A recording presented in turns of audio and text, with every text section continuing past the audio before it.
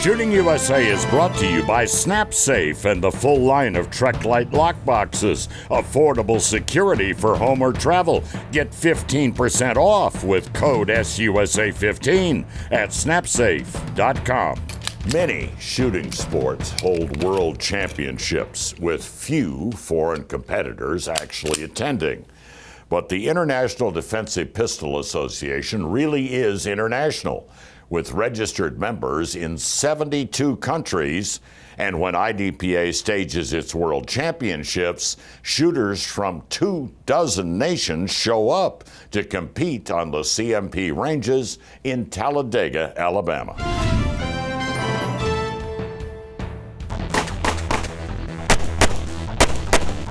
It's a tale of two shooting matches at the IDPA World Championships. For shooters competing Thursday and Friday, Chamber of Commerce conditions, but not so much for squads on the weekend, strictly duck hunting weather. Pro shooter Randy Rogers knows it comes with the sport. Yes, this morning has been cold and raining and wet and probably some of the worst conditions I've ever shot in, but you can either cry about it or you can smile and have fun and try to shoot well. Likewise, Brett Russo is soaked. Yeah, I am completely wet from the head down. So, yeah, it's been quite an adventure. The International Defensive Pistol Association is about defending yourself in real-world situations. Kind of feels like in the spirit of IDPA, getting to shoot in a challenging environment like this is test your pistol skills, but such a great opportunity to really see your weaknesses in a situation like this for the everyday shooter. Joyce Wilson, who runs IDPA, knows nothing is more real than rain. Well, and that's what we told them at the safety briefing this morning is, it is what it is, and we've all shot in the rain, we've all shot in the sun, some of us have shot in snow. I mean, it is real world. IDPA aims to build self-defense skills and confidence with firearms. It does that with instruction in concealed carry and matches for thousands of members worldwide. With the focus on defensive shooting, competitors draw from concealment and confront situations on the stages they may someday face in real life with a little imagination. You're at the carnival trying to win a prize for your sweetie when bad people attack. Defend your family and the carny. Each stage creates its own challenges for the 400 shooters at the world. Moving targets, handling lots of props, weak hand shooting. Alicia Russell is a rising star in the IDPA universe. She's here to see how she stacks up. I just wanted to, see how I line up with everyone else out there in the order, challenge your skills and just see where you stand overall against all the other great competitors that there are for IDPA. Pros and amateurs both compete with divisions for shooters of all skills and experience, and with different firearms, revolvers, and semi-autos. Stock service pistols, enhanced service pistols, compact carry pistols. Austin Prue shelved his 1911 to compete with a carry gun. The goal is CCP Distinguished Master. I'd like to achieve DM status here, and I would have to win the division to do that, and I've got some pretty stiff competition here, especially with Shane Coley of Team Glock being here. Strict rules dictate competitors' actions. Strict, but practical. Example, shooters can't pass a window without first engaging the targets behind it. Failing to do so is a penalty.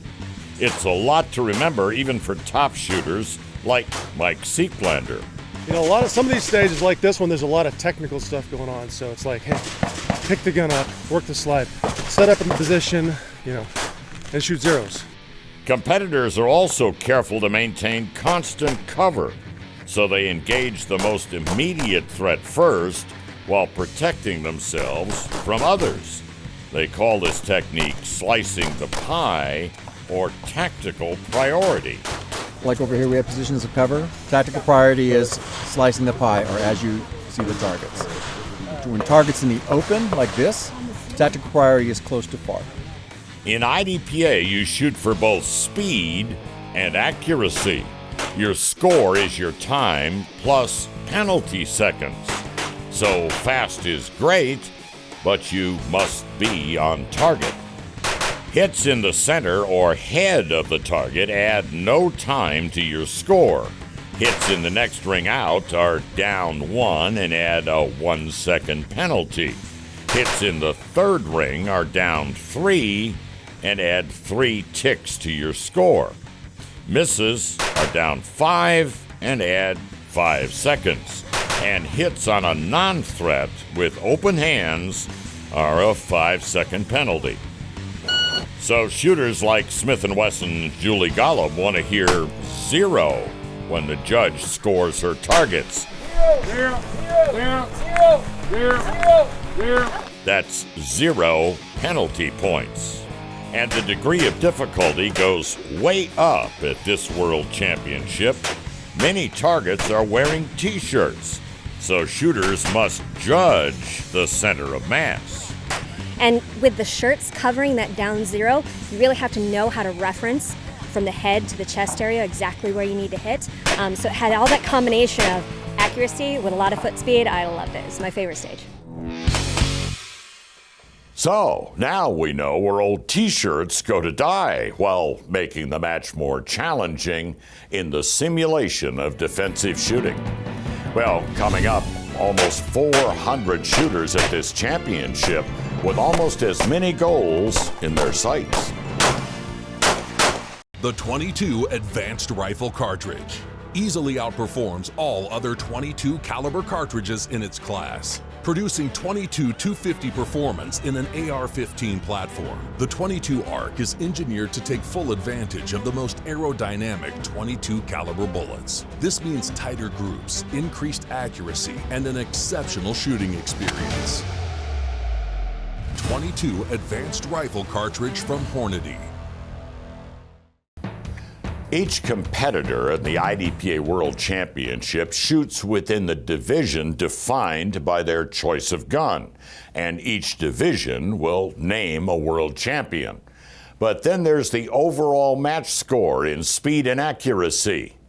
We're counting them down to the finish for both men and women.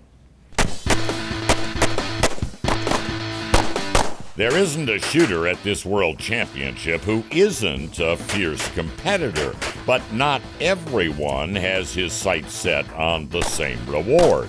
Take John DePasquale and Alex Azar, shooting buddies from Texas. Winning the title is not what brings them all the way from the Lone Star State. The shooting's part of it, but the family togetherness is awesome. I can assure you we won't be world champion, but we fought hard for 2 days. Speak for yourself, buddy. There's a chance.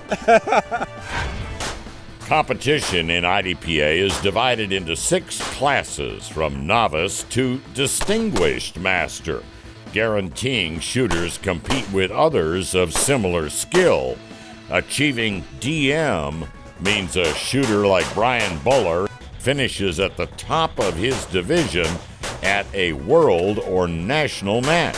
I don't think it's in the cards this year. There's tons of guys that have been doing this a lot longer than I have. Those great shooters, of course, are gunning for an even bigger title, IDPA World Champion. In the women's competition, Smith & Wesson Pro Julie Golub combines speed and great hits on a stage called Fast and Furious. I have not shot IDPA, a regular IDPA match, in many years. It's the first time I've shot with fault lines. And I'll tell you what, it is so much fun. Julie likes where she finishes, too. 4th place among the women. Pro Randy Rogers takes on the rain on stage 1, Tourist Trap. Her run is fast, 2nd best for the ladies. I'd love to win the ladies' title here. We'll see how it goes. It's one of those that sometimes the cards are in your favor and sometimes they're not, and you won't know until the chips are all laid down. Randy handles the elements and her targets. 3rd place at the Worlds. Here's a newcomer making a name for herself among IDPA elites. Alicia Russell conquers weak hand shooting on the stage 5 Years to Freedom. She knows a lot is at stake. Well, I guess world champion, right? And it would be awesome to win it, but yeah, I don't think I'm in the running for that at this point. But Alicia couldn't be more wrong. She is in the fight with 5 stage wins, and only one woman can beat her.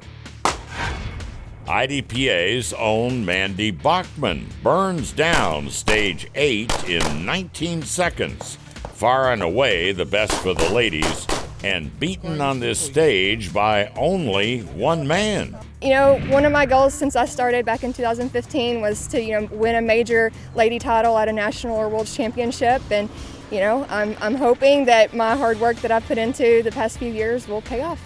And against the sport's best, it does. Newcomer Alicia Russell wins second. Mandy Bachman is tops on 7 stages and is the ladies' champ.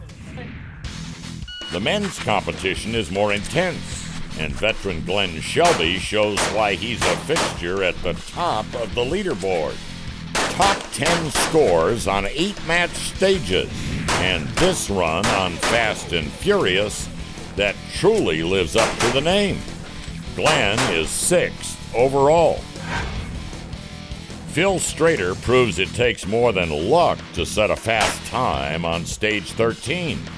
He beats the competition by more than 3 seconds and grabs 5th in the championship. Whew, how was that? That was crazy. I've never shot with a sling on, switching hands and tactical loading, and it's a lot going on. Rob Latham runs at high speed as he finishes the match with top 10 scores on 8 of 15 stages. Good enough to take 4th place, but not the only reason Rob is here. I can be around shooters of any type, and I'm in the right place. 2 shooters battle it out for the title. Perennial contender Mike Seeklander and young gun B.J. Norris. Mike just seems to get better with age, fastest for the match on a couple of stages, and top 10s on 8 others. Kind of herky-jerky. It's our second stage of the match, so it's one of those things where it's like all over the place, trying to settle up. And Mike's afraid he's left a door open. So, not bad. There is nothing so-so about BJ's performance. He shoots top 10 on a dozen stages and wins 5 of those outright. Truly world-class shooting. I had a little bit of ugly up there in the front, but I was able to make it up at the end. That's what those extra shots were. A few extra shots en route to a win. Mike Seeklander falls to 2nd. B.J. Norris is the IDPA world champ. Winners of IDPA divisions are world champions as well. Mike Seeklander is best in enhanced service pistol, and B.J. Norris also wins the carry optics division. You can see all the division champions at shootingusa.com. And still ahead, meet the shooters from around the world that make this match a world championship. For Americans, it's easy. Drive to the local match and shoot. But the IDPA World Championships brings in competitors who have to make a much bigger commitment to the sport. They remind us of our freedom. It's a world-class competition for a world-class shooting sport. Joyce Wilson says it's not named IDPA for nothing. China, Kenya, Thailand, Turkey. It is absolutely the International Defensive Pistol Association. With shooters from 24 nations competing in this championship, no wonder they chose a world-class venue, the Civilian Marksmanship Program Shooting Park in Talladega, Alabama. It's a source of great pride for park manager Joey Hardy. We want everyone to come here and have a great experience. So having a group like that say this is the range of choice for them to hold their match at is just a great feeling. Europe, Asia, Africa, every continent sends its shooters. Hans Silbitzer is here from Austria. Sammy Onyango lives in Kenya. But we are here also representing shooting sports in Kenya and representing our nation, our country.